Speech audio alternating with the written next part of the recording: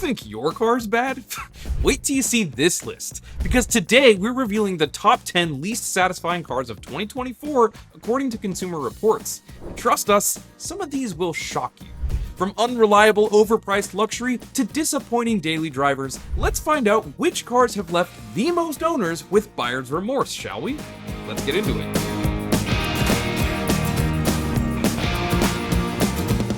First on our list is the Nissan Ultima, and it's already not looking great, with only 48% of owners saying they'd choose one again.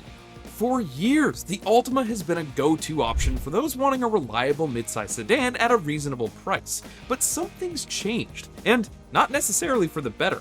I mean, you still get that big Altima energy. New, it'll cost you anywhere from around 26 to 36 grand depending on options, and it offers pretty respectable fuel economy. But here's the catch. The Ultima's CVT has been a major source of disappointment.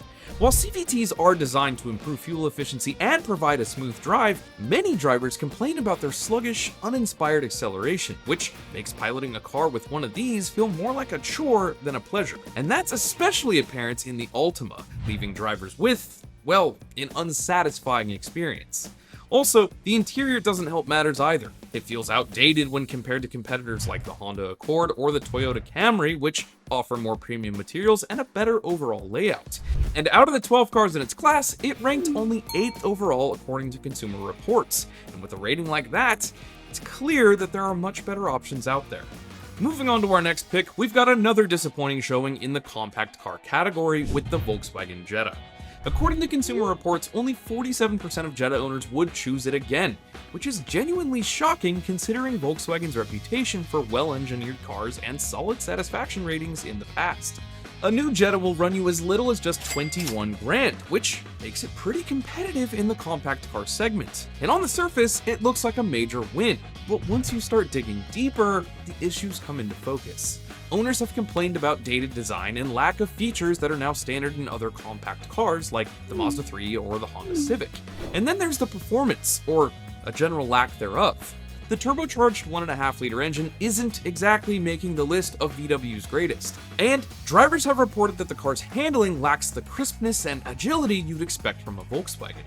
Add to that the reliability concerns that have cropped up in recent years, especially with its electronics and drivetrain, and you start to understand why this car ranks dead last out of 18 compact cars. It's a classic example of you get what you pay for, but in this case, you might be better off paying a little more for more reliable and engaging alternatives. Next up, and another car that's leaving owners dissatisfied, is the Kia Forte, which, like the Jetta, less than half of the owners would buy again. Priced from $19,900 to just over 25 grand, it's an affordable option, but affordability seems to be one of its only strong suits. The Forte delivers on pretty much everything a compact economy car is supposed to do. It's reasonably reliable, it's fuel efficient, and it'll get you from point A to B with little drama.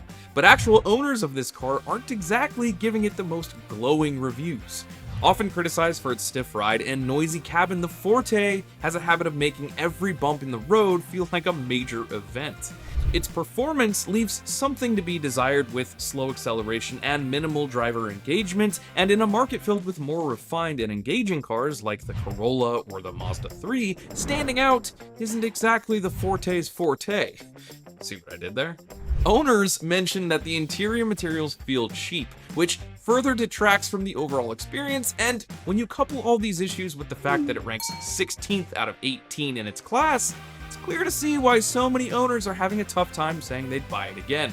When you think Mercedes-Benz, you probably think luxury, performance, and cutting-edge technology. So it's kind of shocking to see that only 46% of Mercedes-Benz C-Class owners would buy one again. With a starting price of over $46,000 and the possibility of checking enough boxes to bring it to a staggering 84 grand, you'd expect nothing short of a solid ownership experience, right? Well, turns out, not so much. The main issue here? Reliability. Mercedes has struggled with its electronics in recent years, and the C-Class is no exception. Owners report frequent trips to the dealership for various electronic malfunctions, which is unacceptable for a luxury car in this price range. I mean, when you're paying close to 50 grand on the low end, The last thing you want is to spend your weekends dealing with the service department, even if Mercedes dealers do have the best snacks. While the C-Class offers a luxurious and comfortable ride, it's often overshadowed by its competition from the likes of BMW with their 3 Series or Audi with their A4, both cars which provide better performance and a more engaging drive. Mercedes has thrown a lot of tech into this car, but it's not enough to overcome its high ownership costs and middling reliability. That's why it ranks second to last place in the luxury compact car category.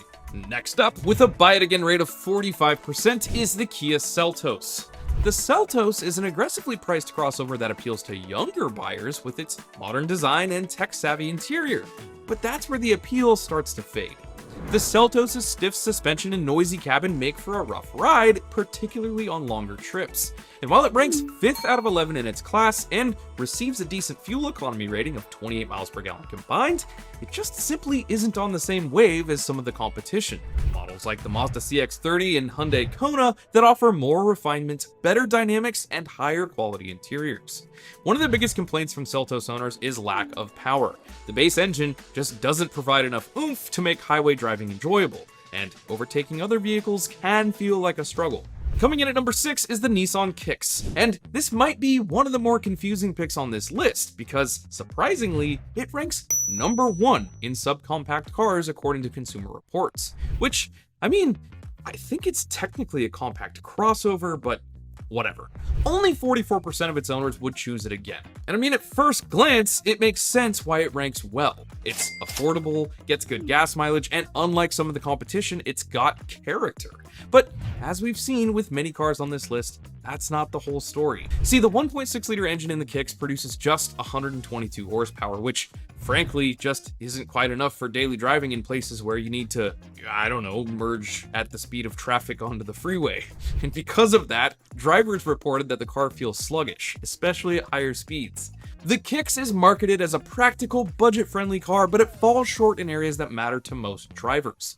Cheap-feeling interior materials, a lack of advanced features, and an overall underwhelming driving experience make it a tough one to want to hold on to, let alone choose one ever again. Even at the top of its class, the Kicks is not without its flaws, which is why the data shows that over half of its owners wouldn't go for it again. With only 42% of owners willing to repurchase, it's the Kia Sorento Hybrid.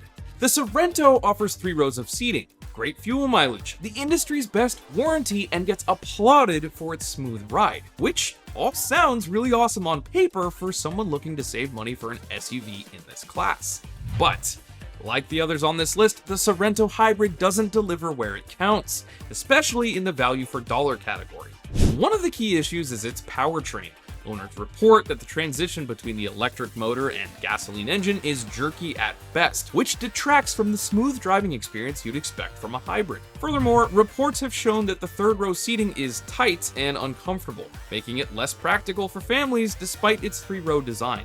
When compared to other hybrids in the segment like the Toyota Highlander, for example, the Sorento struggles to keep up in terms of both driving dynamics and interior comfort, and owners are left feeling like they didn't quite get what they wanted relative to what they paid for, leaving it ranked 13th out of 20 in its class. Alrighty, next up, it's our third Nissan of the list so far, the Nissan Sentra.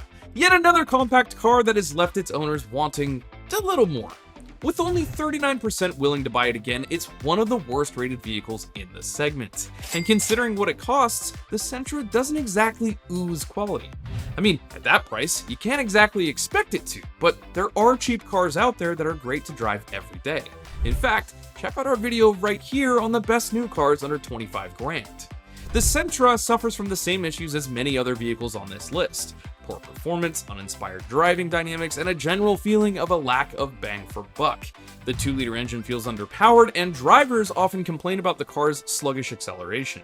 Ride and handling are actually high points here, but interior quality leaves much to be desired. Cheap materials and a lack of features make it feel more like a real econo box than a competitor in the compact sedan segment. And all this tells us why the Sentra ranked 15th out of 18 in its class according to Consumer Reports. With only 38% of owners saying they'd buy one again, the Volkswagen Taos is the second least satisfying car on the market right now. Slotted between the Jetta and the slightly larger Tiguan, the Taos is supposed to offer a lot of value as VW's entry-level compact crossover. But, like its smaller brother the Jetta, it hasn't quite hit its targets. Drivers have reported that the ride quality is harsh, especially on rough roads, and that the engine not only feels underpowered, but the power it does make is uneven and lurchy. And while the Taos does offer good rear seat room, great visibility, agile handling, strong braking, and even decent fuel economy, none of that can quite outweigh the refinement issues. Things like a noisy cabin and less than ideal interior materials don't match up to what you'd expect from a German SUV like this. Paired with a reliability score of just 18 out of 100, and with competitors like the Hyundai Kona and Subaru Crosstrek offering more polished driving experiences and better build quality, the Taos ranks last in its class overall. Simply put, you can do better. Last, and by a large margin, actually definitely least, is the Infiniti QX50, with only 25% of owners willing to buy it again. This is the least satisfying car to own you can buy. I mean, when only 1 out of 4 owners would consider buying one again, that's oof. The QX50 isn't exactly a cheap car, but to a huge number of owners, this Infiniti just doesn't quite justify that price tag. For instance, the CVT is one of the most commonly cited issues. Drivers report that it feels unrefined and sluggish, and they say the same thing about its completely disconnected steer-by-wire handling. There are also complaints about general comfort and confusing controls, and on top of that, the QX50's fuel economy, 22 miles per gallon overall, is among the worst in its class. And when you consider its competitors like the BMW X3 or the Lexus NX, which, yeah, they cost just a bit more, that extra dough is probably more than worth it. The main point here is 25%. Only a quarter of owners would buy it again, and that's probably enough said. So there we have it, folks, the top 10 least satisfying cars of 2024 according to Consumer Reports. What are your thoughts? Do you own one of these cars? And if you do, would you buy it again? Or are you left with buyer's remorse? Hit me in the comments if you found this video helpful, interesting, or entertaining, and don't forget to like, subscribe, and hit that notification bell so you don't miss what we've got coming next. Also, do me a favor and go check out some other ideal content right over here. My name's Trav. Thanks so much for watching. I'll see you all next week.